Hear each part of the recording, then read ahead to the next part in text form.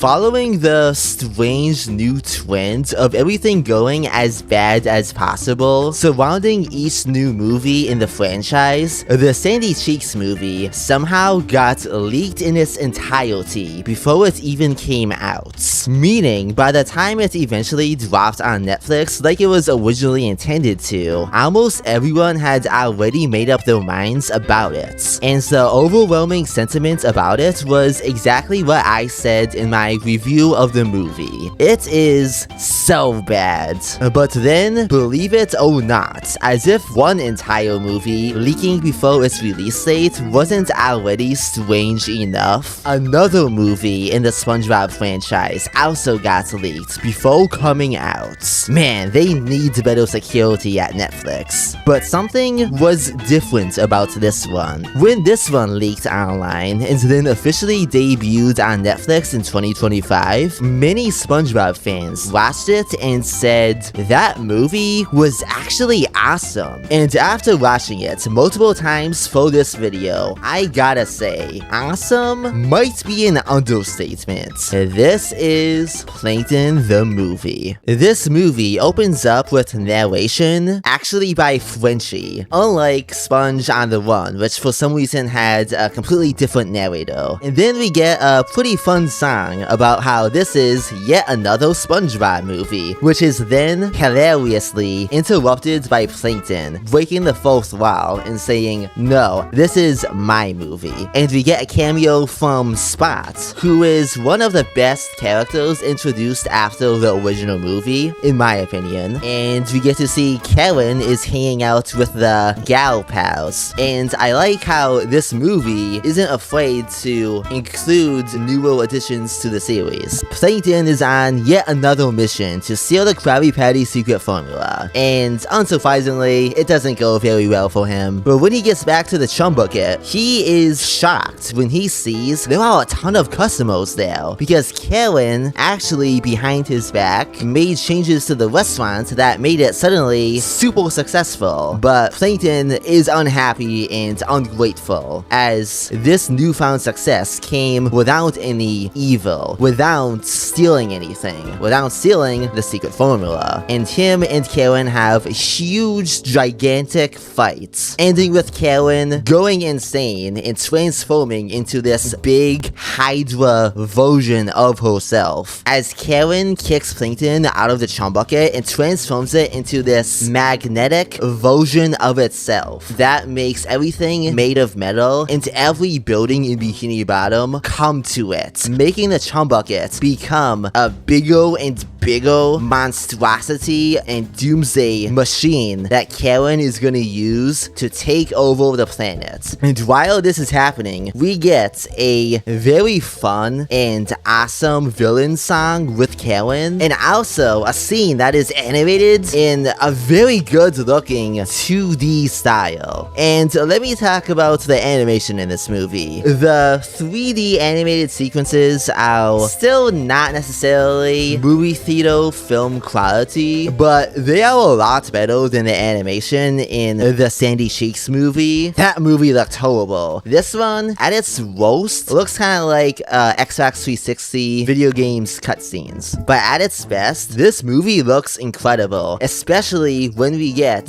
multiple scenes in it, which are animated in different animation styles. Like this one is a 2D animated sequence that feels like a mix of 90s action show animation, but also kind of an anime influence. I don't fully know, I don't watch anime, but either way, this scene looks amazing. We also get a quick cameo from the Goofy Goobers ice cream establishment that originally debuted in the SpongeBob movie in 2004. Plankton finds himself having to team up with SpongeBob, and throughout this movie, we get some pretty good and funny back and forth between SpongeBob and Plankton. SpongeBob is actually not not annoying in this movie, unlike the Sandy movie. And like we've seen before in other episodes and the second movie, SpongeBob and Plankton are just characters that bounce off of each other very well. I must say the pacing kind of suffers a tiny bit when this movie, you can tell what they want to do is show us a bunch of flashbacks of Plankton when he was younger, and it's not a huge deal, but the way that they get to showing us those flashbacks, it feels a little bit forced. We got SpongeBob acting like a psychiatrist just kind of out of nowhere in a scene that kind of feels like, for just a quick minute, the movie is kind of coming to a stop just so we can have SpongeBob acting like a psychiatrist. But in the flashbacks, we see some other pretty cool animated sequences, like one that is in black and white, in which we see Plankton inventing the original model of Karen out of just a potato and a calculator. There's a super fun sequence of Mr. Krabs trying to fight against this big monstrosity and Hydra Karen. One of my favorite jokes in the movie is when Plankton and SpongeBob get to Bikini State University and SpongeBob gets offended when Plankton says, "Good old BSU." That line might go over a lot of kids' heads, but if you are an adult and you get it, yeah, it's pretty funny. I also kinda laughed when, only a minute after that joke, Plankton tells SpongeBob, "Quick man, put me under." I like how after 2.5 decades of it being said in the show that Plankton went to college, in this movie, we actually get to see Plankton going to college, and it not going so well in many ways, as he was so small compared to all of his other classmates and just got kicked around. But we are shown that he still, despite this, had one friend, Karen. And okay, this is something about this movie I know some people may dislike. It does contradict the iconic SpongeBob special, Friend or Foe, in which we see that Plankton and Mr. Krabs used to be best friends. But if you view this as a completely fresh and new take on what could be Plankton's backstory, I actually like how they made the creative decision to replace Mr. Krabs in the flashbacks with Karen being the only actual friend Plankton could count on being by his side, as it helps it make their relationship feel even more meaningful to both of them as characters, especially during this movie when they split up. And it's neat watching Plankton continuing to upgrade Karen from just an AI calculator powered by a potato to the humanoid computer she is today. Something that is definitely one of this movie's biggest strengths, even if the way we get there leads to some very pacing, like I said. With all of the flashbacks it has, this movie is like the definition of showing instead of telling. This movie does go out of its way to not be too lazy to let us actually experience the story it's giving us. And that's how every movie should be. It's pretty funny in a dark way how when SpongeBob and Plankton go back to his old college home, the movie throws that idea at us that after all these decades, Plankton's old roommate has just been frozen inside his closet. What the heck? SpongeBob and Plankton go back to where Plankton has a bunch of his old evil inventions. There's a funny callback to the Handsome Squidward meme where it's Handsome Plankton. And then Plankton does something that shows where he is at in this point into the movie as a character. Instead of doing as SpongeBob is suggesting, finding a way back into Karen's house, Plankton tries to invent another Karen to take down the original Hydra Karen. But then this entire plan backfires as the two Karens now combine into an even bigger and more powerful Karen. And after this, SpongeBob completely blows up on Plankton, telling him this is all his fault. And SpongeBob, after being lied to, leaves Plankton behind. And then we get a song with Plankton, and musical notes with Plankton are always at least pretty good. This song isn't one of the best ones in this movie in my opinion, but it's still pretty fun. And after it, Plankton is about to meet his demise. But then, despite still being mad at him, SpongeBob saves Plankton with the gal pals. It gets revealed the reason Karen went so insane wasn't just because because of being mad at Plankton, but when she was angry, she removed her empathy chip, making it so she is fully evil and can no longer feel empathy to anyone. And then, when it gets shoved into Plankton, we get what is, in my opinion, the best looking, best animated, most impactful 2D sequence in the movie, of Plankton finally feeling bad about the way he treated Karen, and as he comes to terms with the fact that because of his self-centered actions, he is actively losing the woman he loves, as he then finds himself chasing after an image of Karen in his head that is slipping away from him as he's sprinting throughout a dark, nightmarish, atmospheric cave, which is seemingly also made out of chum, and there's pretty intense sounding action music playing in the background as he's yelling out to Karen, "Please come back to me." They were cooking when they made this scene,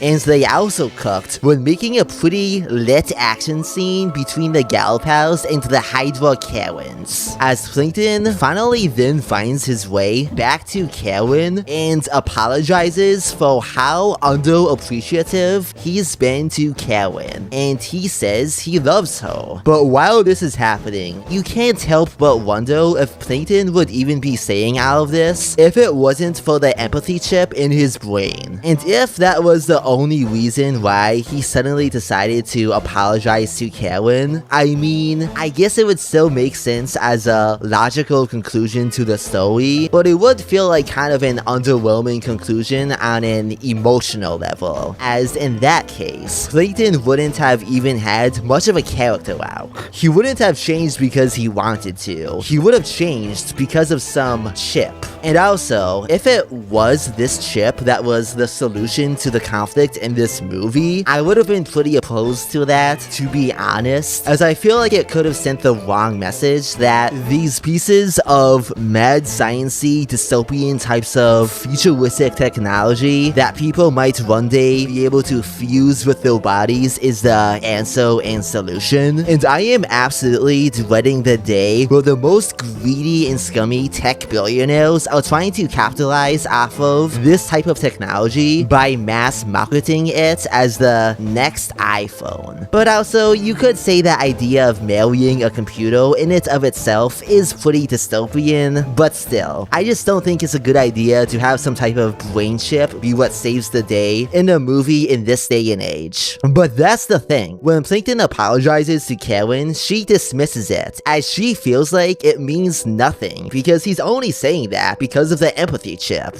But then, at that moment, Plankton takes it out, and it's been completely fried this entire time, meaning everything he's saying to Karen is genuinely coming from him. And after being tempted again by the secret formula, the object he's been trying to take for the past 25 years, just sitting there in front of him, he tosses it aside. He chooses to save his marriage with Karen over everything else. Karen accepts his apology, and then the two of them set out to take over the planet. And yeah, because of SpongeBob and Patrick, Plankton and Karen do end up failing once again, but this time, they fail together.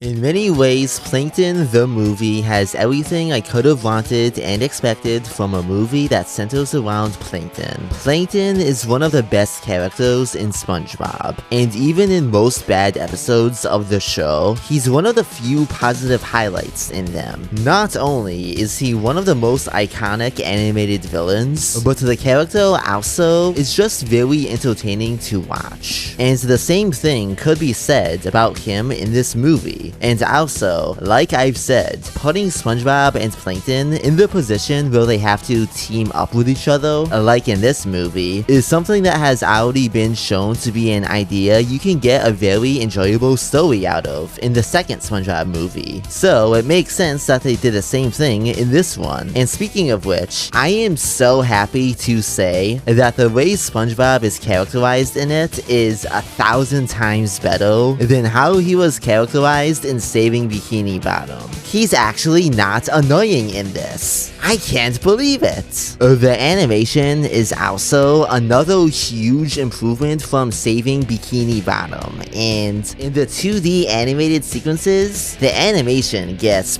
pretty dang awesome. And while the other spin-off movie was basically just gross, hideous visuals and facial expressions back to back, this one wasn't like that. And I love how this movie handles the relationship between Plankton and Karen in a way that feels like a very genuine and honest deconstruction and study and take on what could have otherwise felt like a cheap, thoughtless, and tacked-on husband and wife breakup storyline. I just wish I had better pacing. But even though the pacing feels a bit off in a couple sections of the movie, everything else about it was amazing. And especially after watching it multiple times for this video, I do actually love it. No hate to Sponge Out of Water. As I've said, I loved that one too. But this one managed to do something